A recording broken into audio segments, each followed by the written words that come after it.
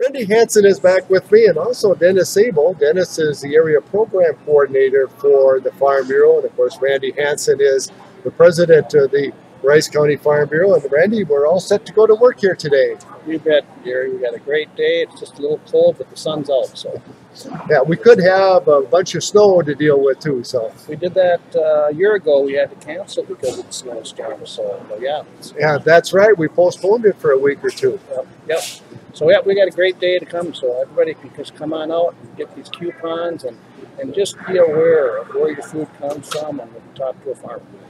Well, this has been a number of years that we have been doing this type of program, and I think the Minnesota Farm Bureau was giving county farm bureaus information to do this even before we started. Yeah, I believe it's been about 14, 15 years we've been it's been called different things, but now we've been doing this, I want to say it's been at least 8 or 9 years.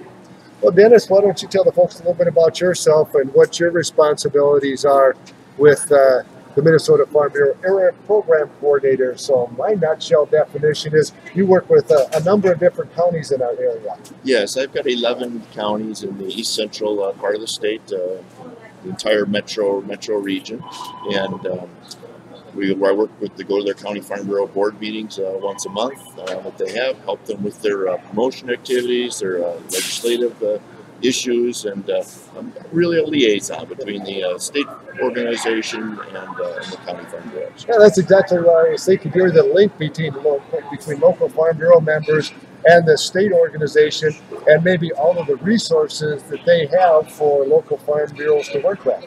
We're definitely a resource for the county farm bureaus to use and to help make things happen in their local communities. Well, Randy, it's kind of nice that you have those resources when you want to do a program like this. It takes resources. We got the things to give away, the different literature, educational materials, the banners. It really gives, a little bit of class when you have some of those resources. Oh, it just streamlines everything. It makes it a lot easier to get everything organized. We've got the information here. We've got some nice bachelors to hand out and some bags here, so that's great. And of course, it's also important that we visit with consumers. You might think that, well, Faribault's a rural community, so everybody understands agriculture. Well, even in rural communities, there are a lot of people that don't understand agriculture and how the food ended up here in the grocery store. Oh, it's tremendous to be able to talk to people because there's a lot of misconceptions out there on the internet. So, we'd love to talk to you about it and explain why we do what we do. You've done this for a number of years. Do you find that sometimes folks ask you a question and you just kind of think, how can somebody not know that? And they have to say, all right, maybe they've never been on a farm. Well, that's just it. And actually, I've had relatives that ask questions about GMOs that they heard on the internet, and I have to explain what GMOs are. So, I mean, some people think they're a Frankenstein, but it's not. It's just another way of producing a food in a cheap, safe, and affordable. And of course, Dennis, if someone has an issue in a county, maybe, and they aren't quite sure how to deal with it, well, then they would maybe contact you, and then you put them in touch with the different individuals that maybe could help them explain it, or maybe they don't even completely understand how they should deal with that. Yeah, that's very true. We have we call them a legislative day on the hills, that we take farmers up to the Capitol, talk to them about some agricultural issues, and really makes it a wonderful event for them.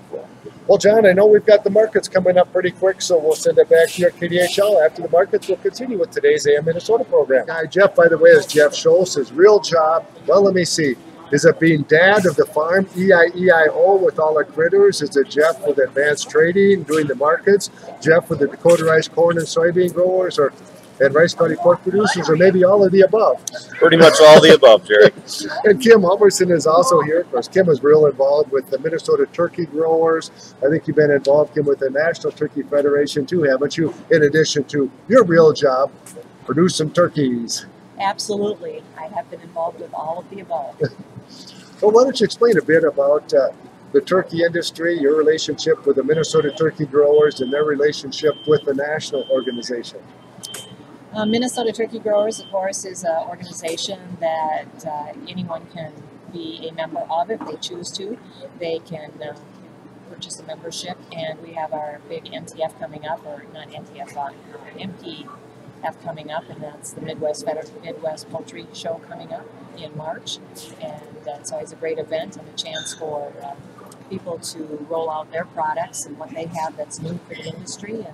And those of us who are on the purchasing end, we get a chance to look at the latest greatest. I'll never forget the first Midwest Poultry Federation convention that I went to, downtown St. Paul in the River Center. Kim kind of prodded me and said, Jerry, you got to go check this out. I walked through that trade show and there was all this stuff and I had no idea what it was for. I knew a lot about cows and dairy and a fair amount about, you know, the pork industry. Nothing about our feathered friends. That's absolutely true. I was witness to that, and I had kind of bugged Jerry for a while. You come to all of the other events. I hear you talking about them, but you don't come up to the Minnesota Poultry Show. You really need to see this. And he was walking around like a odd kid, trying and kept asking, "What is that? Well, how does that work?" And the interesting part was the machine he was so fascinated with was the machine that actually handles the poults at day old, and it runs them through a process where they're detonailed and beat. And I think he spent an hour looking at that particular machine, trying to figure out how it worked and what it did. Well, it was amazing at the technology, and there's another one, you took the little poultry, maybe it was the same machine, and it sat in this little thing, and the cap came over to hold it in place, and it also got its vaccinations. Oh, I mean, that was the machine, and it does it all, and he was just fascinated with it. It was really interesting to watch someone who had no idea how something worked be so fascinated with the equipment from our organization. but the key is the amount of science and technology to properly take care of, in your case, these turkey poults. Maybe it's, I'm sure the same type of machine is probably being used in the broiler and the egg industry, but the science and the technology and the animal health that goes in to keeping these animals healthy on a farm. Absolutely, and that's the final goal. But if you can imagine someone trying to run around a barn and mark every turkey you're trying to give a vaccination to, how tedious and how almost impossible that would be. I only do one vaccination on the farm, and it's done through the water. So I'm able to add it to the water for that day, and it's vaccinated for that process. And the only reason they're not pre-vaccinated for that is because that vaccination has to happen between 20 and 32 days. Well, let's get Jeff in here too. Jeff, you can talk a bit about the pork industry, the corn and soybean growers, two very active organizations too. Yes, I mean, one of the reasons we're here today is just support the public and give them our appreciation for supporting our industry. Corn and soybeans are two very large industries in Minnesota, as is pork being one of our biggest customers of corn and soybeans. And and turkey, yes, Kim. It's good. Too bad we don't have the camera going right now, but Kim just kicked Jeff. Yeah, she did. Well, and that's something that there's been some change in leadership at the national levels and state levels. That's been really good for all of our organizations. That's trying to get a lot more collaboration between the grain commodity groups and the livestock commodity groups, because, you know, sometimes they've got different agendas, and obviously one's a seller and one's a buyer, so you can see what interest each industry might have. But at the end of the day, a lot of those people are the same farmer. There are many people that have both livestock and grain on their operations, and it's important that we collaborate and work together so that we can make both industries profitable and also bring the safest product that we can to the consumer. Well, I raise just corn and soybeans, so I'm just a seller, but yet I love my friends in the related industries, the pork producers, the dairy, the beef, the turkey, because if they aren't going to buy my product, or they can't make any money buying my product, guess what? Before very long, I'm not going to have a good economy either. So we're all kind of in this together. Without a doubt, and that's one thing, you know, especially here at a grocery store. I mean, there are lots of products that have corn and soybean products in them. But the biggest product that has corn and soybean in a grocery store is meat. You know, and that is very important that we bring that product to the consumer in a safe manner. And it's important that, you know, both industries are profitable, and it adds a tremendous market to the grain farmers, in addition to adding jobs to the economy. Because if you're in a county, and Jerry, you travel a lot, if you're in a county where there's not much livestock, those towns are struggling to stay viable. They're struggling to keep their enrollment in schools, struggling to keep their tax base to support those schools. versus a county that's got a large livestock base, those communities are typically thriving because of all the additional occupations that are required to convert that grain to livestock to finally a product that the consumer can eat. Let's expand on that point, Tim. Just go through some of the different folks that you do business with, not necessarily their name, but the feed, the fuel, the vet. I mean, you rely on a lot of different folks to take care of the turkeys that you and Dennis have. Absolutely. The feed bill alone is huge every year, as well as fuel. Last year, people might be interested to know, I spent $113,000 on liquid propane to keep my birds warm. There were times when my barn was warmer than my house. So, I mean, that's our priority, is to keep those birds as warm as they need to be, so that they produce as they need to produce. And Jeff's absolutely right. We need to bring the safest product we can to the consumer. And that's our main goal. I always used to kid that when I was a dairy farmer, my cows ate better than I did, because they didn't eat day-old sandwiches that had been sitting in the cab when you were going hard. You know, they always had the best. I'd skip meals or go without sleep, but my cows sure didn't. And I bet it's true with your turkeys too. That's absolutely the truth. They come first, and in fact, I'm sure that every person here who's a producer of animal agriculture was in their barns before they started their day today. That was the beginning of their day. Was making sure that their birds, their cows, their pigs were safe because of the weather conditions we're dealing with. We want to make sure that that barn is doing exactly what it's supposed to do, and that everything is safe. Last week I was up in the classroom with Kevin Eastrom, one of his presentations, Ag in the Classroom, and it was pretty cold that day too. And he was telling the kids and the teachers, because there were a number of teachers that were there too that were really interested in what agriculture was all about. And he explained that some people think we should be raising livestock outside, but would you want to be outside on a day like today? His barns were about 65, 70 degrees with his finishing pigs in there. Oh, without a doubt. I mean, you know, especially it depends on the animal. When you're talking turkeys or hogs, you know, if you're raising them outside, free range, so to speak, it's a very challenging environment. It would change the dynamic of that industry tremendously in this part of the country. You know, beef cattle, I mean, I'm just amazed at how our cattle can survive this type of weather. But even so, they're burning a lot more calories just to maintain their condition where they're not growing. You know, and if it's a yearling calf that you're trying to fatten up to bring, you know, so that you can grill steaks on the grill this 4th of July, you want that animal to be gaining some weight this time of year, not just maintaining. Well, dairy cows, the only supplemental heat that I used when I was a dairy farmer was to keep the milking parlor warm, so I was comfortable when I was milking. Of course, that the pipes wouldn't freeze. But there again, those cows are ruminants, a freestall barn. You give them a dry place to lay down in a comfortable, out of the wind, and I never saw production suffer when it got to even 30 below zero. But I did see dry matter intake go up when I was mixing my TMR ration. You know, and you say, Jerry, you didn't add any supplemental heat, and no, you didn't via propane heater. Yeah, that's right. But you were adding straw for bedding, and you were putting up windbreaks, so you were giving them additional protection so that they could stay warmer. So even though you weren't heating them per se, you were making them as comfortable as you possibly could to make their environment favorable. Well, of course, a lot of people don't realize that, Tim, but if your birds, for example, because you're a turkey producer, but my cows, when I had cows, or Kevin Eastrom's pigs, if they aren't healthy, comfortable, guess what? They aren't going to be productive, and he's not going to make any money. So you have an economic interest, too, to do the right thing, whether it's animal husbandry, nutrition, health. Absolutely, and Jeff touched on it as well. The economic impact of the agricultural arena is so large that people seem to be completely unaware of it at times. If you would extrapolate out the economic impact of agriculture out of the state of Minnesota budget, the state of Minnesota will fold. It's huge, and people don't realize how large that is for the state of Minnesota. It's literally the bottom building block of the entire economics of the state of Minnesota. So we need to be very careful that we're aware of that, and we're aware of how we're treating and handling not only, you know, we're aware of how we treat and handle our animals, but we also need to be aware of how we're treating and handling our agricultural producers. And the overall agriculture environment. Absolutely.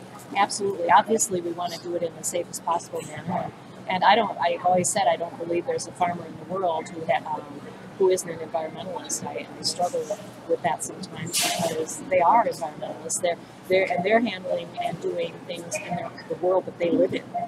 So the water they're using is the well that their family uses is maybe the well that's 200 feet from their barn. They obviously want to do the best possible job that they can. They're protecting their family, and they're also protecting their kids.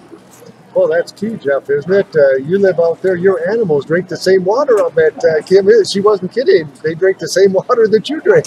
They drink the same water, and the cow yard is directly over the well. So if we don't do a good job of maintaining that and taking care of that, it's going to impact us directly, and especially in the coarse type of soils that we live in.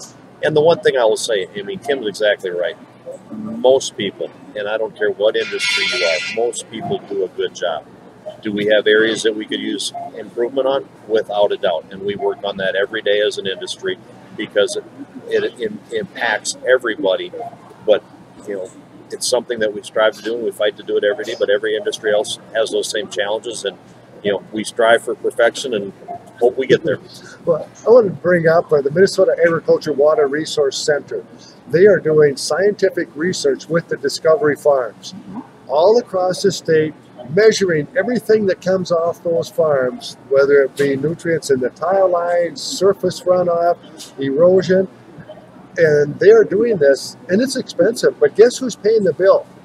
It's farmers themselves and the industry. They are funding this center. I know the Minnesota turkey growers are one, the corn and soybean growers. So we have the scientific research so we know what is going on. And if there is an issue, we know what to do with it. I've done many interviews with George Ream. The amount of nutrients that's coming off these farms, minuscule compared to what some of the folks were throwing around thinking was happening. We got scientific research to prove it, but we funded it ourselves. Absolutely, and the one I'd like to talk about, the Discovery Farm that's in Wellman, Minnesota. And we happen to be able to have a turkey farm that was located near one of their major waterways. And there was also a water traverse from the city that came into that waterway as well. So they were able to put measuring stations along both of those entities, and the information that has come off from that has just surprised many people, because as Jerry said, the nutrients coming out of the farms, and they did fields that were not spread by turkey manure, and they did fields that were handled in other organic ways, and still far and above the city water coming out into that water arena. The contaminants far outweighed what was coming off the farms. I want to talk a little bit back to the economy again and what agriculture means to not even just the state of Minnesota. Think bigger. I've read that it's 20% of the overall United States economy. Right. I don't know what the exact facts are, Jerry, but without a doubt, it's huge. And the thing that's hard to quantify is how deep it ranges when you look at, you know, we buy seed corn, we buy fuel, we buy fertilizer. You know, a lot of those products start in other countries. You know, they get on a ship and cross the ocean, get unloaded on our shores, moved up the river before they get to our farm. You think of how many people touch that directly or indirectly, and every one of them got paid.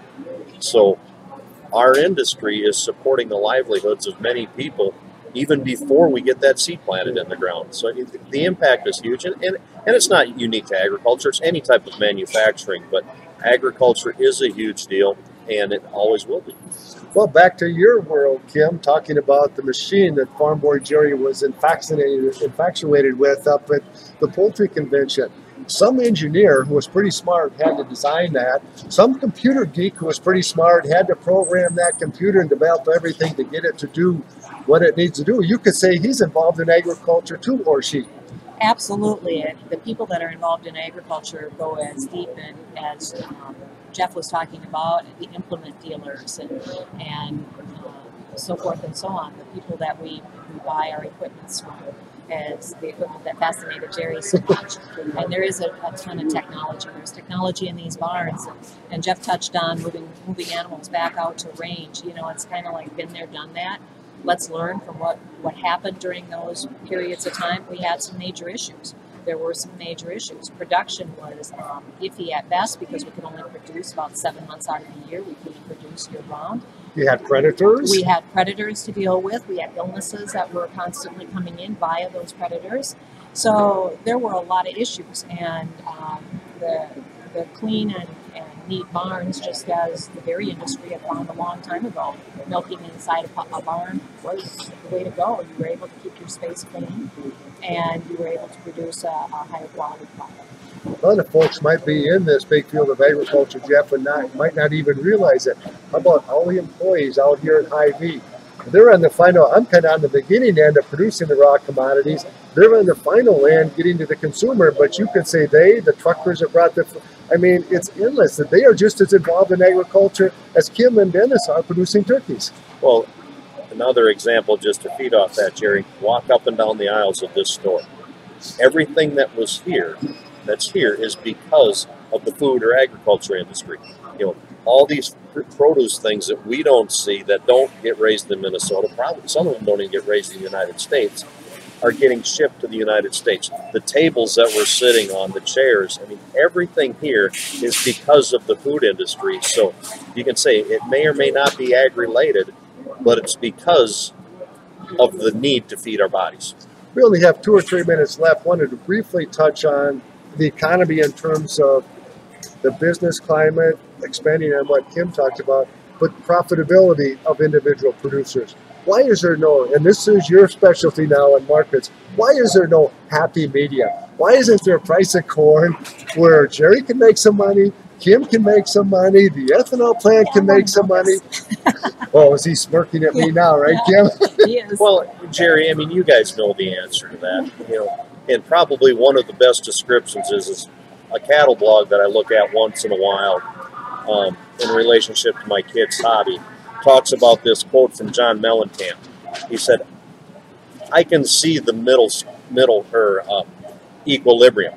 I see it when I swing by." You know, and that's how the world works. You know, everybody can say, "Why can't I just make a living?" Well, we're in a capitalistic system and we're in competition. Everybody's going to strive to do it a little bit cheaper, make a little bit more, and that changes the dynamics. And then especially in our industry, you know, you look at, why can't price just be this? Well, that means, Jerry, you can only, if you want one price, that means you can only raise X yield every year. Kim, you can't raise turkeys faster or cheaper. You would have to be satisfied. And you like those good years. You know, those challenging years are difficult, without a doubt. But that's where you come in with marketing, whether it's Jerry trying to lock in a price for his corn or a high price versus maybe Kim who wants to lock in a low price. That's where marketing and management comes in. Oh, without a doubt. And that's just part of managing your business. You identify the risks and you protect them to the best of your ability, so to make sure that your operation stays viable and hopefully thrives and is profitable. Well, I know you've got a display to get back to, Jeff, so thanks for stopping by, helping out today on behalf of the Dakota Rice, Corn, and Soybean growers and the Rice County pork producers. Thank you, Jerry. And Kim, thanks for helping out. Did we bring any samples along today? Of course. We'll talk to you in a couple minutes, Kim, as soon as I get off the air. I knew we would. That was Kim Halverson. And I'd like to say thanks again to the Rice County pork producers, Dakota Rice, Corn, and Soybean growers, Rice County EADA, Minnesota turkey growers, and the Rice County Farm Bureau for helping with this food awareness event here at Hy-Vee. We'll be here for at least another hour, a little bit more, so make sure you come on by.